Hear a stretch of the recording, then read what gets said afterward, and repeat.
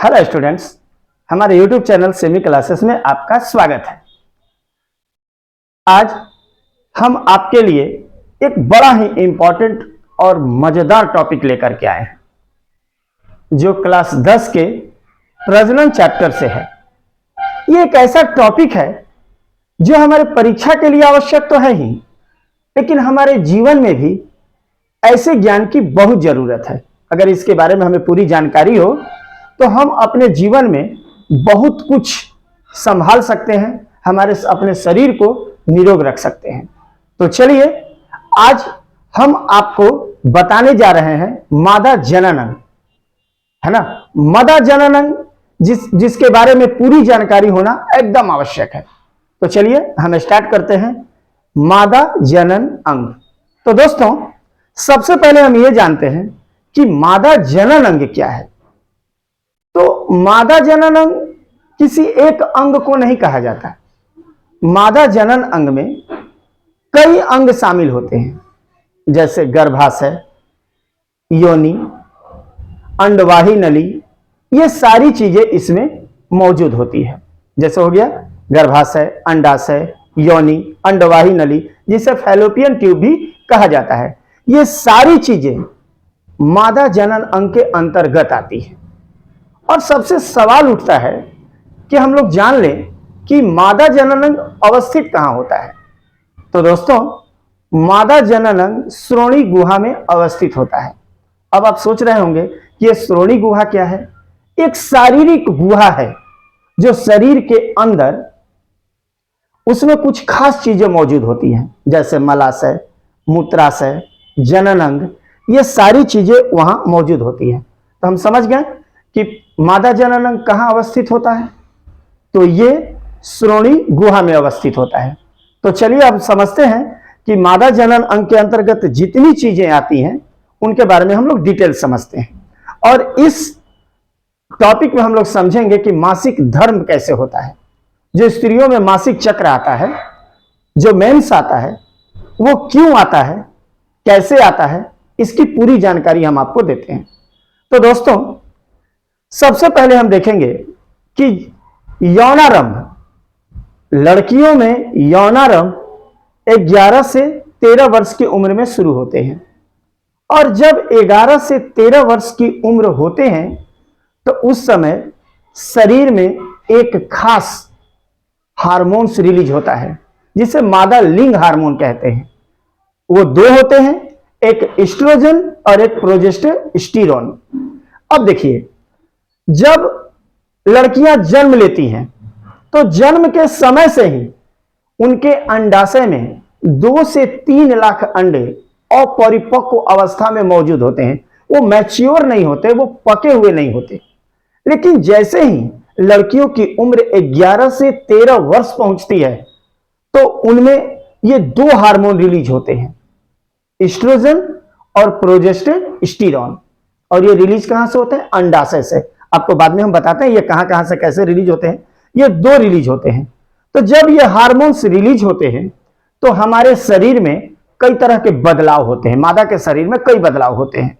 अब जैसे मासिक धर्म आना, स्तनों का आकार बढ़ना, जघन क्षेत्रों में बाल आना, ये सारी चीजें ये परिवर्तित होती हैं। त्वचा का तैलीय हो जाना, ये कुछ परिवर्तन होते हैं। वो तभी होते हैं जब एस्ट्रोजन और प्रोजेस्टेरोन रिलीज होते हैं। और जब ये रिलीज होते हैं तो यौनारंभ शुरू हो जाता है। और अभी हम समझें कि मादा जनन अंग के अंतर्गत अंडाशय, अंडवाही नली, गर्भाशय और योनि आते हैं। अब देखिए, हम जो ये फिगर बनाए हैं, ये आपका गर्भाशय का फिगर है। अब हम लोग देखेंगे तो सबसे पहले हम देखते हैं कि मादा का जो प्राथमिक जनन अंग होता है, ऐसे अभी हम बोले कि जनन अंग कई होते हैं, उसमें से सबसे प्रमुख अगर कोई प्रजनन अंग है तो अंडाशय। सवाल पूछता है कि मादा का प्रथम जनन अंग कौन होता है, तो वो होता है अंडाशय। स्त्रियों में अंडाशय की संख्या 2 होती है। अब यहां देखिए, ये गर्भाशय है और गर्भाशय में अंडाशय की संख्या कितनी होती है? 2 होती है। और देखेंगे अंडाशय की लंबाई 2 से 4 सेंटीमीटर तथा चौड़ाई 2 से 2.5 सेंटीमीटर ये होती है। जब हम लड़कियों का उम्र 11 से 13 वर्ष की अवस्था में पहुंचता है और उसे लैंगिक हार्मोन रिलीज होते हैं, तो हर 28 दिनों पर, ध्यान देंगे, हर 28 दिनों पर अंडाशय से एक अंडा बाहर आता है, लेकिन दोनों में से किसी एक से आएगा। अगर एक माह इसमें से निकला तो दूसरा माह इसमें से निकलेगा। हर 28 दिनों पर एक अंडा रिलीज होता है। अब थोड़ा सा अंडा की संरचना हम लोग देख लेते हैं। देखिए, मान लीजिए ये जो आपका अंडा है, ये अंडा हम दिखा रहे हैं। अंडे के दो स्तर होते हैं। जो अंडाशय है, अंडाशय के दो स्तर होते हैं। एक बाहरी स्तर जिसे हम लोग परिधीय कॉर्टेक्स या पेरिफेरल कॉर्टेक्स कहते हैं, और एक आंतरिक भाग होता है जिसे हम मेडुला कॉर्टेक्स कहते हैं। और देखिए, जो आंतरिक भाग होता है ये, इसके ऊपर परिधीय भाग में ये छोटे छोटे अंड कोशिकाएं होती हैं जिसे हम लोग ग्राफियन पुटिका कहते हैं। और इसी ग्राफियन पुटिका के अंदर अंड जनन कोशिकाएं होती है। जैसे देखिए, ये अंड जनन को, ये हो गया आपका अंडा, और इसी के अंदर अंड जनन कोशिकाएं होती है। जब 28 दिन होता है तो 28 दिन के बाद ये प्राथमिक पुटक बनाती है, फिर द्वितीय पुटक बनाती है। प्राथमिक पुटक माने क्या? पहले इससे थोड़ा बड़ा होती है, फिर इससे बड़ा होती है, ऐसे बड़ा बड़ा होते चला जाता है। तो ठीक उसी प्रकार अंडाशय से क्या होता है कि ये छोटा अंडा धीरे धीरे बड़ा होते जाता है, और बड़ा होने के बाद जब 28 दिन होता है तो इस अंडाशय से एक अंडा, चाहे इसमें से हो या इसमें से, किसी एक में से निकलता है। तो एक अंडा बाहर निकलता है। अब आप सोच रहे होंगे कि ये अंडाशय से अंडा बाहर कैसे निकलेगा? तो ध्यान देंगे कि अंडाशय के ठीक बगल में अंडवाही नली होती है। अंडवाही नली के देखिए कितने भाग होते हैं, 1 2 3। अंडवाही नली के ठीक जो उंगली जैसी संरचना है, इसको फिमरी बोलते हैं। फिमरी से ठीक पीछे वाले हिस्से को, जो किप की जैसी होती है, उसे किप बोलते हैं। और एक आगे का जो भाग हम लोग देखेंगे, जो हल्का सा फूला होता है, ऐसे फूला होता है, इसे एम्फुला, एम्पुला या तुम्बिका कहते हैं। अब देखिए, अब अंडाशय से अंडा जो बाहर निकलेगा, ये कैसे होता है? तो फ्रेंड्स, हम समझेंगे कि जो फिमरी होती है वो मूवमेंट करती होती रहती है ऐसे हमेशा। तो आप समझते हैं कि जब ये ऐसे ऐसे मूवमेंट करेगी तो मूवमेंट से क्या होता है? गति बनता है। तो गति से क्या होता है कि ये अंडा यहां से खींच करके और फिमरी अपने पास ले लेती है, और लेने के बाद सीधे आ जाती है कहां? अंडवाही नली यानी किप में। अब सवाल उठता है कि यहां से अंडा आगे भी जाना है। तो जब आगे जाएगा तो देखिए, एम्पुला भाग में भी बाल के जैसी एक संरचना होती है, उसमें भी गति होती रहती है, वो हमेशा झूमते रहता है। तो इसके प्रभाव से अंडा सरक करके और सीधे कहां पहुंच जाता है? एम्पुला भाग में। अब यहां पर अंडा इंतजार करता है। अंडाशय से जो अंडा निकला, इसी को अंडोत्सर्ग कहते हैं। अंडाशय से अंडा निकलना क्या कहलाता है? अंडोत्सर्ग कहलाता है। अब यहां से फिमरी, फिमरी से कीप, कीप से होते जाता है एम्पुला भाग में। एम्पुला भाग में जाने के बाद यह निषेचित होने के लिए शुक्राणु का इंतजार करता है। और ध्यान रखेंगे कि जो अंडाशय यहां से निकलता है वो मात्र एम्पुला वाले भाग में यानी फैलोपियन ट्यूब में 24 घंटे तक रहता है, और 24 घंटे के बाद वो अंडा नष्ट हो जाता है। लेकिन जैसे ही यहां से अंडा बाहर निकलता है तो जो गर्भाशय है, गर्भाशय 3 स्तर से मिलकर बना होता है। यहां देखेंगे, ये फिगर है आपका गर्भाशय का। गर्भाशय के 3 लेयर है, देखिए 1 2 और एक ये हुआ 3। तो सबसे बाहरी भाग को पेरीमेट्रियम कहते हैं, उसके बाद वाले भाग को मायोमेट्रियम कहते हैं, और सबसे अंतिम वाले भाग ये वाला, इसको एंडोमेट्रियम कहते हैं। जैसे ही अंडा यहां से निकलता है, अंदर गर्भाशय के अंदर एंडोमेट्रियम की दीवार तैयार हो जाती है, फूल जाती है, और फूलने के बाद भ्रूण के स्वागत के लिए यह तैयार होती है। और इसमें बहुत सारी रुधिर वाहिकाएं होती हैं, और इसमें ब्लड भरा रहता है। चूंकि अंडा जब बाहर निकलता है तो बाहर निकलने के बाद ये निषेचित होने के लिए अंडा निकलता है। मान लिया जाए कि जब ये अंडा निकला और उसी समय प्रजनन की क्रिया हो, सेक्स संबंध बनाया जाए, तो सेक्स संबंध बनाते समय उसी समय जो शुक्राणु है वो कई एक लाख की संख्या में योनि के अंदर प्रवेश करते हैं। तो मान लिया जाए कि जब अंडा यहां से निकला तो यहां पर 24 घंटे तक इंतजार करता है और उसी के समय अगर सेक्स संबंध बनाया जाए तो उस समय शुक्राणु योनि के मार्ग से अंदर प्रवेश करते हैं। अब ये देखिए, अंदर प्रवेश करेंगे, इस तरह का इनका आकार होता है और उसी समय ये प्रवेश करते आकर के अंडे से मिल जाते हैं। अंडे तक वही शुक्राणु पहुंचता है जो काफी स्ट्रांग और मजबूत होता है, काफी एकदम तगड़ा होता है, और जैसे ही यहां ये पहुंचता है अंडे को निषेचित कर देता है और अंडे को निषेचित करते ही मासिक की क्रिया रुक जाती है। लेकिन अगर अंडाशय से जो अंडा निकला वो मात्र 24 घंटे इंतजार करता है और इंतजार करने के बाद अगर प्रजनन की क्रिया नहीं हुई, अगर संबंध नहीं बना, तो यहां तक तो शुक्राणु पहुंचेगा नहीं।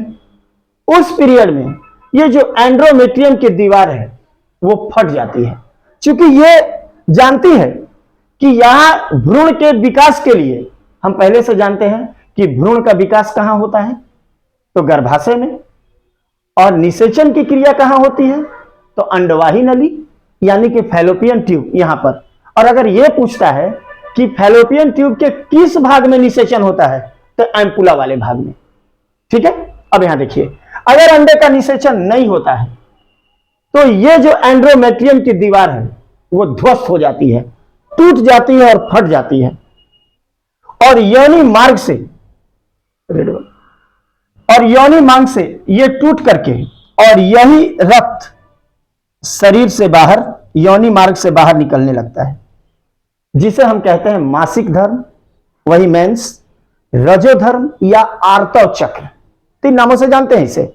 रजो दर्शन भी कहते हैं, रजो धर्म कहते हैं, या आर्तव चक्र या मासिक कहते हैं। और ये एंडोमेट्रियम की दीवार टूट जाती है और टूट करके और ये ब्लड, गंदे ब्लड के रूप में शरीर से बाहर निकलने लगता है, और यही है मासिक क्रिया, ये मासिक धर्म हो जाता है।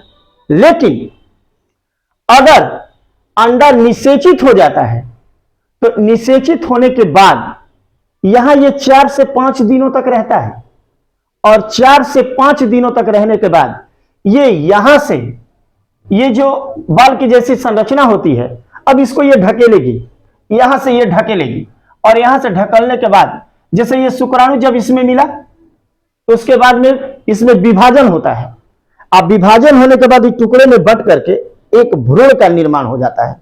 भ्रूण समझते हैं, जब तक बच्चा पेट में जब पड़ा और जब तक जन्म न ले उस अवस्था तक भ्रूण कहते हैं, और ये गर्भाशय में होता है।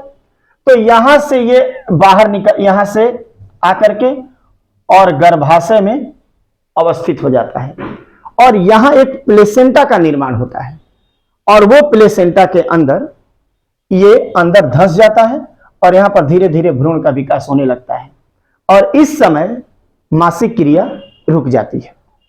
अब देखेंगे तो ये तो हो गया, मासिक क्रिया शुरू हो गई। लेकिन ये मासिक की क्रिया कितने दिनों पर होती है? 28 दिनों पर। 28 दिनों पर मासिक की क्रिया शुरू हो जाती है। लेकिन अब यहां ध्यान देंगे कि जो मादा में 2 तरह के हार्मोन्स रिलीज हुए। अब यहां समझ में आ गया पहले कि मासिक धर्म कैसे होता है।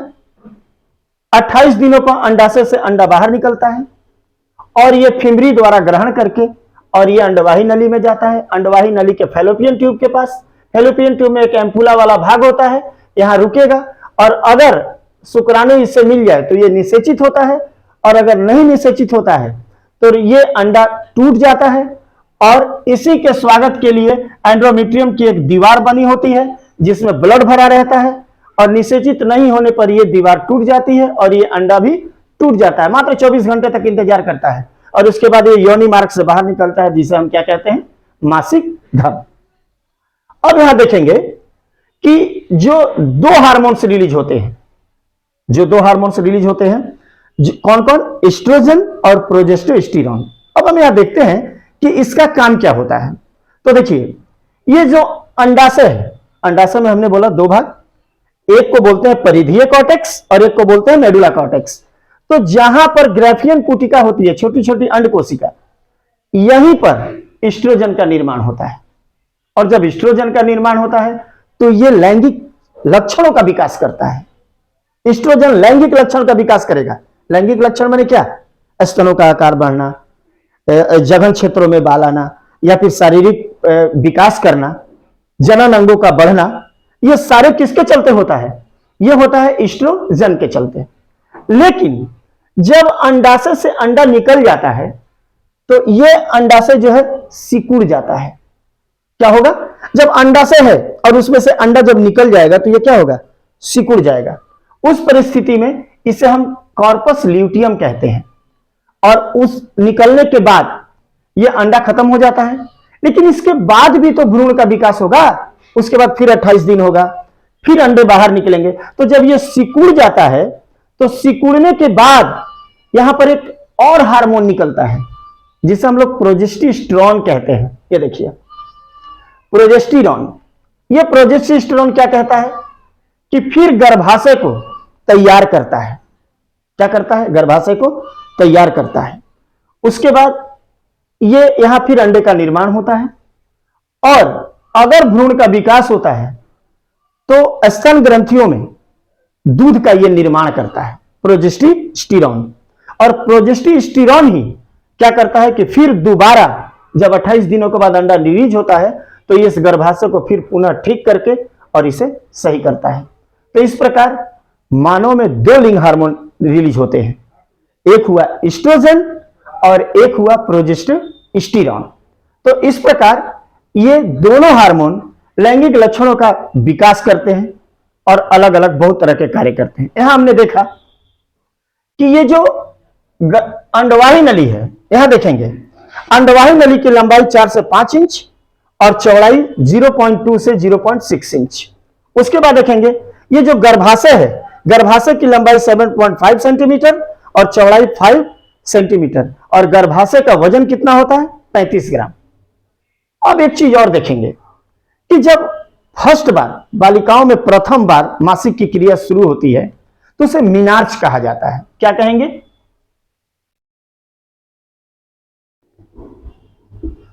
मीनार्च। जब प्रथम बार लड़कियों में मासिक की क्रिया शुरू होती है, मासिक धर्म शुरू होता है, तो उसे क्या कहते हैं? मीनार्च कहते हैं। और ऐसा भी होता है कि जब मासिक धर्म शुरू होता है तो पेट में दर्द, कमर दर्द या कुछ पीड़ा होती है। तो इससे ज्यादा घबराने की बात नहीं है। जब इस बात को समझते हैं तो ध्यान रखेंगे कि जब मासिक पीरियड होता है, शुरू होता है, उस समय शरीर के अंदर गर्भाशय से एक हार्मोन रिलीज होता है, प्रोस्टाग्लैंडिस। ध्यान देंगे, प्रोस्टाग्लैंडिस एक हार्मोन रिलीज होता है। इसके चलते गर्भाशय पे जो ऊतक होता है उसमें उतार चढ़ाव होता है, सिकुड़ता है, फैलता है। तो सिकुड़न और फैलन होने से पेट में दर्द या कमर दर्द ऐसा हो सकता है, जिसके चलते कमर में या पेट में दर्द होता है। अगर ज्यादा दर्द हो तो आप डॉक्टर से मिल सकते हैं। लेकिन ये जो मासिक धर्म की क्रिया होती है ये 3 से 5 दिनों तक होती है। कभी कभी 3 से 7 दिनों तक भी ये क्रिया होती है। तो मासिक धर्म कितने दिनों पर आता है? 28 दिनों पर। मासिक धर्म कितने दिनों तक रहता है? तो 3 से 5 दिनों तक। अब देखिए, अब सवाल उठता है कि मासिक जब अंडे का निषेचन होता है तो हम पहले ही बोले कि मासिक धर्म की क्रिया रुक जाती है। लेकिन सवाल उठता है कि मासिक धर्म होने के बाद गर्भ कितने समय तक ठहर सकता है? तो ध्यान रखेंगे, जब यह अंडा ध्वस्त हो जाता है, एंडोमेट्रियम की दीवार ध्वस्त हो जाती है, तो इसे पुनः तैयार होने में समय लगता है। 3 से 5 दिन या 3 से 7 दिनों के बाद जब मासिक धर्म समाप्त होता है और उस समय अगर संबंध बनाया जाए तो गर्भ कभी ठहर नहीं सकता, क्योंकि उस समय ये सारी दीवारें टूटी हुई होती है और खराब अवस्था में रहती है। तो 10 से जिस दिन अंडाशय से अंडा निकलने के बाद जिस दिन मासिक धर्म समाप्त होता है उससे 10 से 17 दिन तक, ध्यान रखेंगे, 10 से 17 दिनों तक के अंदर यहां पर गर्भ ठहरने की संभावना अधिक होती है। यानी कि अगर जिस दिन मासिक धर्म समाप्त होता है और उसके 10 से 17 दिनों के अंदर अगर संबंध बनाया जाए तो उस पीरियड्स में गर्भ ठहरने की संभावना ज्यादा होती है। लेकिन सबसे ज्यादा दिन मासिक धर्म खत्म होने के बाद 12, 13 और 14, मासिक धर्म समाप्त होने के बाद उससे 12वें, 13वें और 14वें दिन अगर संबंध बनाया जाए तो उस पीरियड्स में गर्भ ठहरने की संभावना ज्यादा होती है। ध्यान रखेंगे कि इस प्रकार मानव मादा जनन अंग में मासिक धर्म कैसे होता है अब हम समझ गए। लेकिन एक चीज और माइंड में हमेशा सवाल रहता है कि बहुत सारे ऐसी क्रियाएं होती हैं कि किसी किसी औरतों के बच्चे नहीं होते, बांझ हो जाती है ना, तो इसमें कुछ गड़बड़ी होती है। अब देखिए, इससे संबंधित ही कोई क्वेश्चन है, इसके चलते हम आपको बता देते हैं कि अगर मासिक धर्म रुक रुक कर आता है, मासिक धर्म में गड़बड़ी होती है या कोई नशा करता है, उस पीरियड्स में बांझपन होने का खतरा थोड़ा सा बनता है। इसके बाद देखेंगे कि कभी कभी ऐसा भी होता है कि 3 से 5 दिनों तक ब्लड निकलते रहता है। लेकिन अगर कभी कभी ब्लड ना निकले या कम निकले, मात्र 1 दिन में ही समाप्त है, 1 दिन नहीं होना चाहिए, अगर 2 दिन, 3 दिन, 4 दिन तक रहे तो ठीक है, लेकिन 2 दिन से भी कम हो तो इसका मतलब है कि शरीर में ब्लड की कमी होती है। इसलिए कि मासिक धर्म कंटिन्यू आने के बाद ही गर्भ धारण की क्षमता ज्यादा होती है। सही समय पर और सही कंटिन्यूटी में एक सही समय से मासिक धर्म आना चाहिए। उसके बाद है आपका सबसे अंतिम योनि। ध्यान रखेंगे कि ठीक अंडाशय के बाद ये गर्भाशय, ये हो गया आपका फैलोपियन ट्यूब, और उसके नीचे ठीक यहां देखिए गर्भाशय ग्रीवा होती है। अब आप सोचते होंगे कि गर्भाशय ग्रीवा क्या है, तो गर्भाशय ग्रीवा गर्भाशय और योनि के बीच के कड़ी को जोड़ने वाली एक नली होती है, दोनों को क्या करती है, जोड़ती है। और जब बच्चे के जनन का समय आता है, उनके जन्म का समय आता है, तो उस समय इसी गर्भाशय ग्रीवा से होते हुए योनि के माध्यम से यहीं से बच्चे का जन्म होता है। लेकिन ठीक योनि के थोड़ा सा अंदर योनि की देखिए, योनि की जो लंबाई होती है 7 से 10 सेंटीमीटर होती है, और इसी योनि के पीछे एक अर्ध विकसित थैली होती है, एक अर्ध विकसित एक रचना होती है। एक तरह से आप कह सकते हैं कि एक स्तर होता है जिसे हम हाइमन कहते हैं। ठीक योनि के पीछे नजदीक में एक जगह होती है जिसे हम क्या कहते हैं, हाइमन। और ऐसा शुरू से ही माना जाता है कि अगर हाइमन की थैली फट जाए, टूट जाए, तो लोग लड़कियों पर चरित्रहीनता की दोष लगाते हैं। लेकिन अगर आप पढ़े लिखे हैं तो यह बात समझ जाएंगे कि अगर ये हाइमन की थैली अगर टूट जाती है तो इसके चरित्रहीनता ही नहीं, बहुत तरह की बातें होती हैं। जैसे जो स्पोर्ट्समैन है, जो दौड़ता है, धूपता है, साइकिल ज्यादा चलाता है, ज्यादा कार्य करता है, उससे भी ये थैली, ये जो स्तर है, टूट सकता है। इससे हमारे चरित्र पर किसी तरह का कोई दाग नहीं होता है।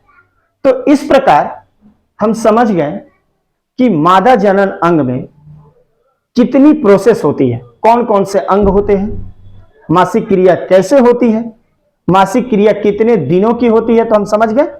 तो इस प्रकार दोस्तों, हमें विश्वास है कि आप इस पूरी वीडियो को अच्छे ढंग से समझ गए होंगे।